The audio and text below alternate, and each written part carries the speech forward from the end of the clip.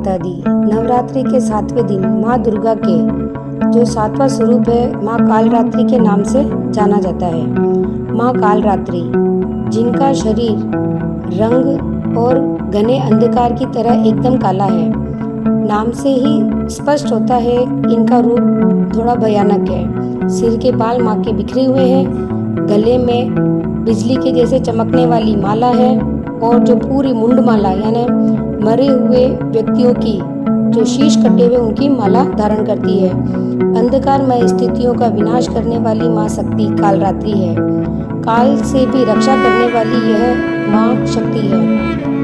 इन देवी के 3 नेत्र होते हैं। ये तीनों ही नेत्र ब्रह्मांड के समान गोल है। इनकी सांसों से अग्नि निकलती है और जो गर्दर्भ है गदा है माँ की सवारी है। इनके दाहिने हाथ की वर मुद्रा भक्तों को वर देने वाली है।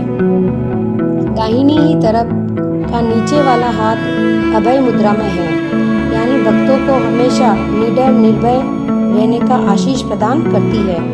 बाईं तरफ वाले ऊपर हाथ में लोहे का कांटा तथा नीचे वाले हाथ में खड्ग है। इसका रूप भले ही भयंकर हो, लेकिन माँ सदैव शुभ फल देने वाली है, इसलिए ये शुभकारी कहलाती है।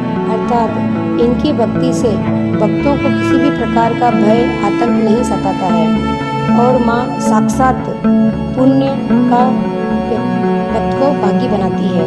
कालरात्रि की उपासना करने से ब्रह्मांड की सारी सिद्धियों के दरवाजे खुल जाते हैं और तमाम असुरी शक्तियाँ उनके नाम से उच्चारण से ही भयभीत होकर भागने लगती है। इसलिए दानव दैत्य राक्षस और भूत प्रेत उनके स्मरण से ही भाग जाते हैं। माँ की आराधना से ग्रहों में आ रही बाधाएं भी दूर होती है। अग्नि, जल, जंतु, शत्रु और रात्रि भय सब दूर हो जाते हैं। माँ की कृपा से जो भक्त होता है भयमुक्त हो जाता है। माँ कालरात्रि ने रक्त बीज का वध किया था। जब दैत्य शुंभ निशुंभ और रक्त बीज ने तीनों लोकों में हाहाकार मचा दिया था, तब सब चिंतित होकर देवता शिव जी के पास गए, उनसे प्रार्थना करने लगे। भगवान शिव ने माता पार्वती से राक्षसों की वध करने के लिए और भक्तों की रक्षा करने के लिए कहा। शिव जी की बात मानकर माता पार्वती ने दुर्गा का रूप धारण किया और शुंभ निशुंभ का वध किया।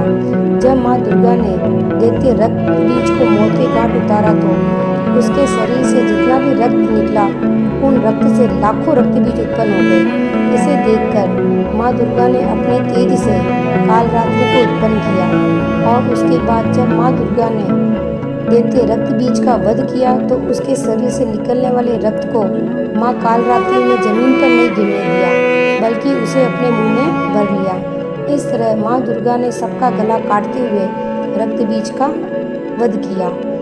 इसी प्रकार माँ दुर्गा की आराधना हम करते हैं। महाकाली के सरल मंत्र, पहला ओम कालरात्रये नमः, इस प्रकार उच्चारण हम कर सकते हैं। दूसरा है क्लीं ऐं श्रीं कालिकाय नमः, ये दूसरा उच्चारण है जिसको 108 बार अपन जाप कर सकते हैं एक और शत्रुओं को नाश करने के लिए। ओम फट शत्रुन सागये घाताय ओम, इस प्रकार हम माँ की आराधना कर सकते हैं और मंत्रों का उच्चारण कर माँ को प्रसन्न किया जा सकता है। जय माता दी।